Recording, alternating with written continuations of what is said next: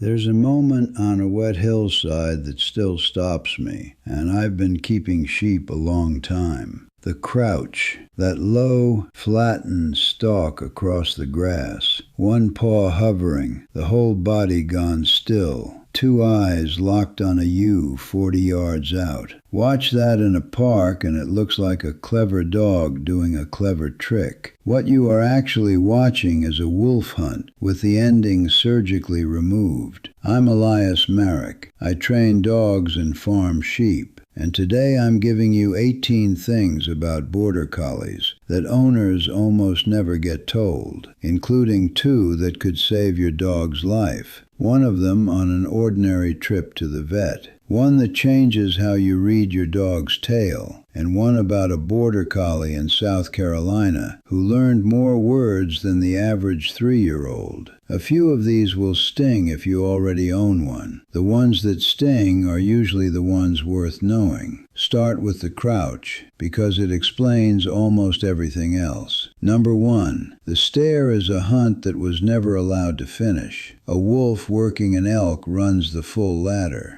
It orients, eyes, stalks, chases, then grabs and kills, in that order, every time. Shepherds in Scotland and Northumberland spent generations selecting hard for the first 4 rungs and ruthlessly culling the last 2. So the animal on your kitchen floor is a hunter engineered to hunt forever and never eat. The stalk pays for itself, and so does the chase. There's no finish line in the system, which is why your dog will herd the same battered tennis ball across the same lawn for 6 years and never get bored. It also explains the ankle nipping. When a young collie grips a heel or a trouser leg on the stairs, that's the grab bite rung leaking back through 300 years of breeding. See it that way and you stop taking it personally and start redirecting it. Which brings me to the dog who started all of this. Number 2. Almost every Border Collie alive today traces back to one animal. His name was Old Hemp. Born September 1893 in Northumberland, bred by a shepherd called Adam Telfer. Hemp was strange for his time. Sheepdogs then were loud, pushy workers who barked stock around a field and got the job done through sheer noise. Hemp worked in near silence, moving sheep with position and that unblinking stare, and the flock went exactly where he wanted without ever breaking into a panic. Every shepherd who watched him work wanted a pup out of him. Hemp sired around 200 puppies, and the modern breed funnels straight through him. So when your dog stares at you across the kitchen while you eat your dinner, that's a 19th century Northumbrian farm dog reaching through 130 years of pedigree to make you uncomfortable in your own home. Number 3. The breed is a great deal older than its name. Farm collies worked the hills of Britain for centuries. The first recorded sheepdog trial was held at Bala in North Wales in 1873, and not one dog on that field was called a Border Collie. The name was coined in 1915 by James Reed, secretary of the International Sheepdog Society, to separate these hill dogs from the fluffier collie types filling the benches in the show ring. So the breed spent hundreds of years being known simply as the dog. The label arrived last, out of a filing cabinet.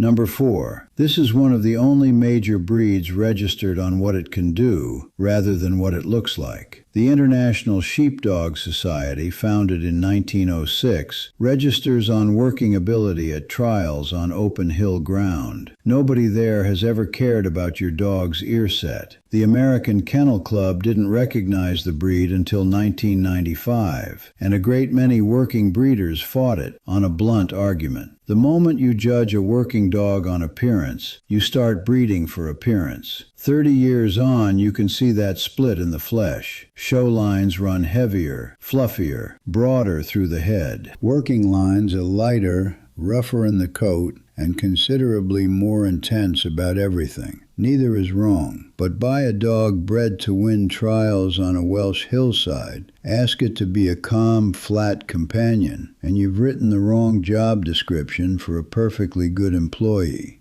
Number 5. A Border Collie in South Carolina learned 1,022 words. Her name was Chaser, and she belonged to a retired psychology professor called John Pilley at Wofford College. Over roughly 3 years, he taught her the proper names of 1,022 toys scattered across a living room floor. Not categories, individual names for individual objects, and she'd fetch anyone on request. The memorizing isn't the impressive part. Pilley would drop a brand new toy, one she'd never seen, into a pile of familiar ones, then send her for it using a word she'd never heard, and she'd come back with the right thing. She knew every other object in that pile, so the unfamiliar word had to belong to the unfamiliar object. That's called inference by exclusion, and it's one of the mechanisms toddlers use to build vocabulary. Chaser wasn't the first either. In 2004, a German Border Collie named Rico demonstrated a vocabulary of around 200 words in the journal Science, and that paper is what sent researchers looking for a dog like Chaser.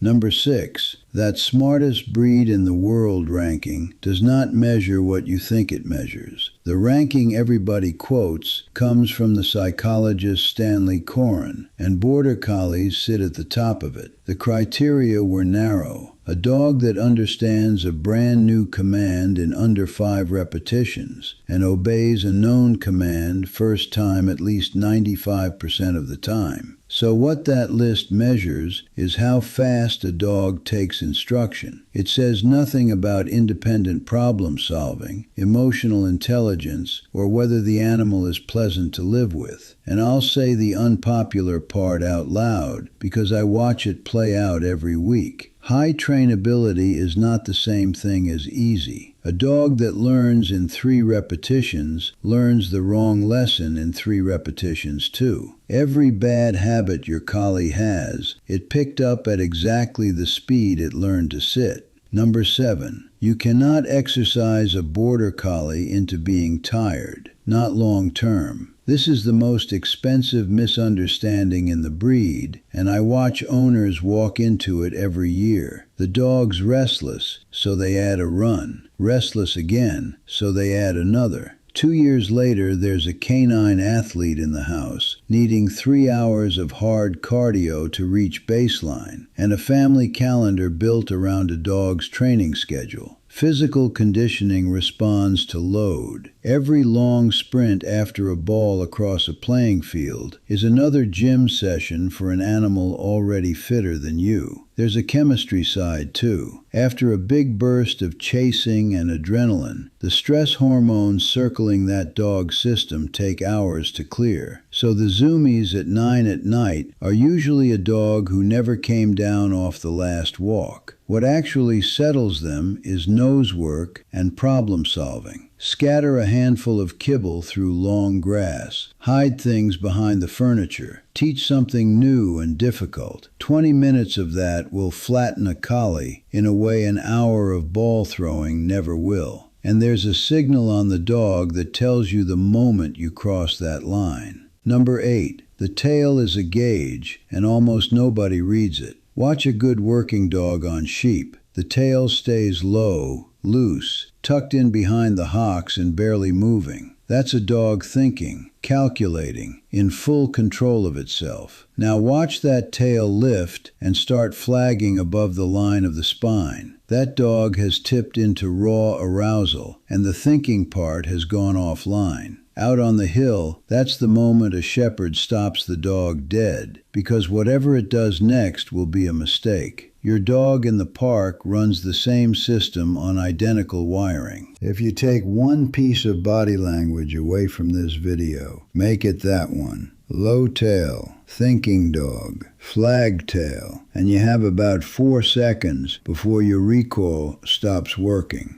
Number 9. They are far more likely than the average dog to be frightened of sound. This one catches people out because it looks like a contradiction. Bold, fearless dog on a hillside in a gale, hiding under the kitchen table from a vacuum cleaner. But look at what these dogs were built for. A shepherd half a mile up a slope needs a dog that can pick one whistle pattern out of wind, rain, and a hillside full of bleating sheep, then act on it instantly. Breed for hair-trigger hearing for 200 years, and you don't get to choose which sounds the dog is sensitive to. Fireworks, thunder, smoke alarms, streamers, the reversing beeper on a lorry. In large breed behavior surveys, collies turn up in the noise fear category far more often than they should. If your dog dissolves every November, that is the same hardware that makes it brilliant at its job.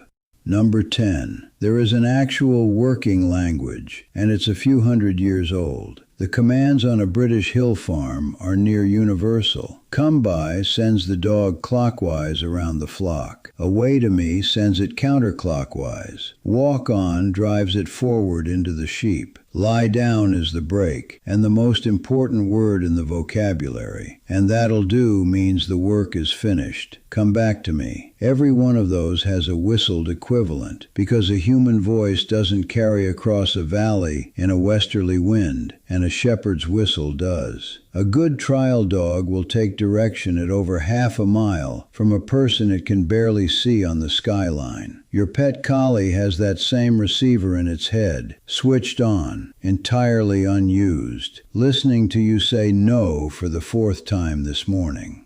Number 11. They train themselves and they never clock off. Chasing is self-rewarding. Your collie doesn't need a treat for chasing next door's cat because the chase paid for itself the instant it started. Every repetition wires it deeper, and not one of them was your idea. They're pattern machines on top of it. My old dog Moss worked out that I put my mug down on the windowsill before I reached for my boots, and he'd be at the gate before my hand moved. He was watching all day, cataloging everything I did in the order I did it. So the rule with this breed is simple. You are never not training. The only question is whether you're the one choosing the lesson. Quick thing before number 12, because the next few facts cost money as well as sleep. Owning a dog has got expensive, and a good chunk of that expense is avoidable. Insurance that doesn't cover the thing you'll actually claim for. Premium food that's mostly bag design. Vet bills a cheap test would have caught years earlier. I put all of it into a short guide called the Dog Savings Manual. What's worth paying for, what isn't, and where the money leaks out of a dog owner's account every month. The link's in the description below.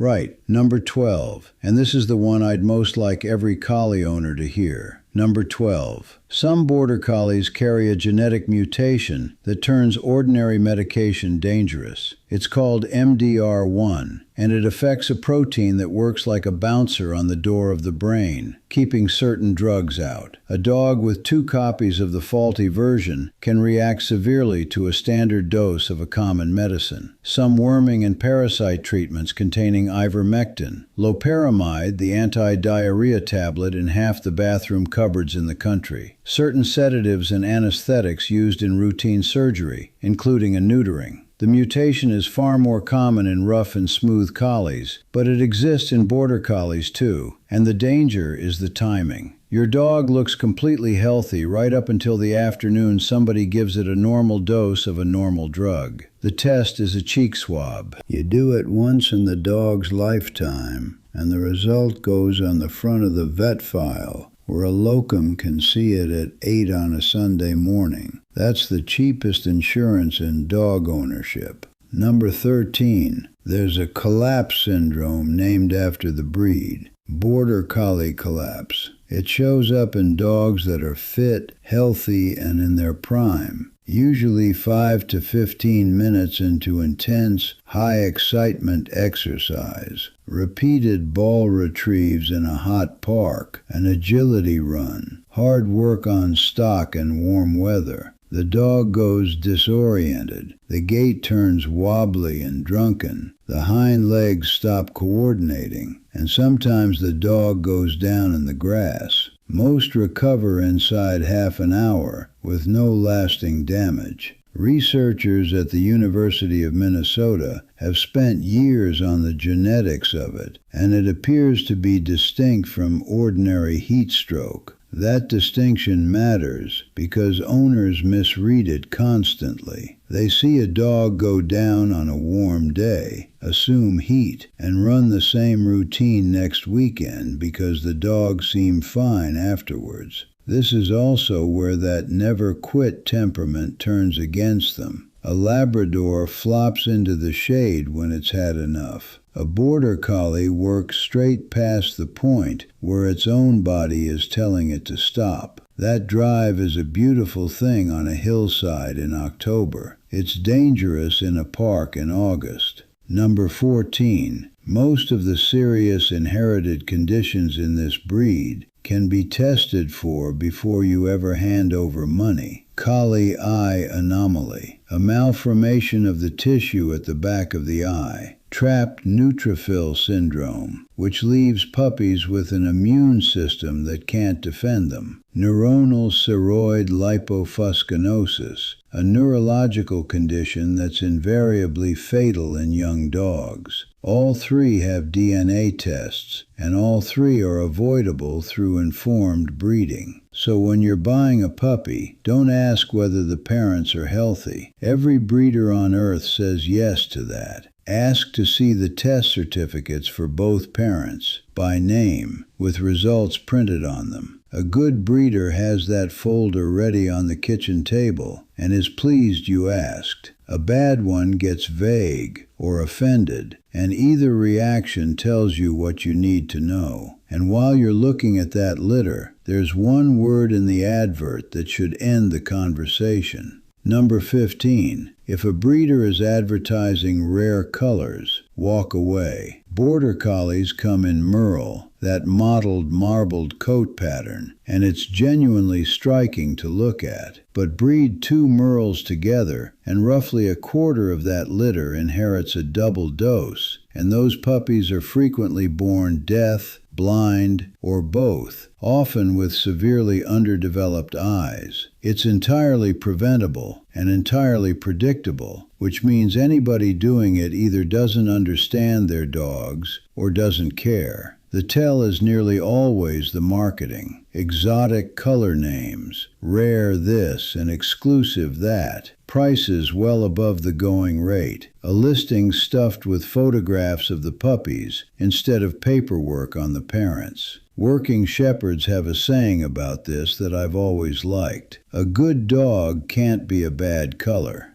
Number 16. Don't shave the coat in summer, please. Every June, groomers watch owners bring in a panting Border Collie and ask for the lot to come off. It looks like kindness, and it does real harm. That double coat is 2 layers doing 2 jobs. The dense undercoat traps a buffer of air against the skin, and that buffer works both directions. It holds warmth in during a February gale and holds heat out under a July sun. The coarse outer guard hairs shed rain and block ultraviolet light. Strip it off and you've removed the dog's insulation and its sunblock in 10 minutes. An exposed pale skin that's never seen direct sunlight. Shaved double coats also grow back patchy and wrong, sometimes permanently. What actually helps is getting the dead undercoat out. An undercoat rake, 10 minutes a few times a week through the molt, shade and water on hot days. That's the whole job. Number 17. The instinct doesn't disappear in a house. It relocates. Nobody warns first-time owners about this. You can't delete 400 years of selective breeding by moving a dog into a city flat. The behavior is coming out somewhere, and if you don't pick the target, the dog picks it for you. So it lands on cyclists,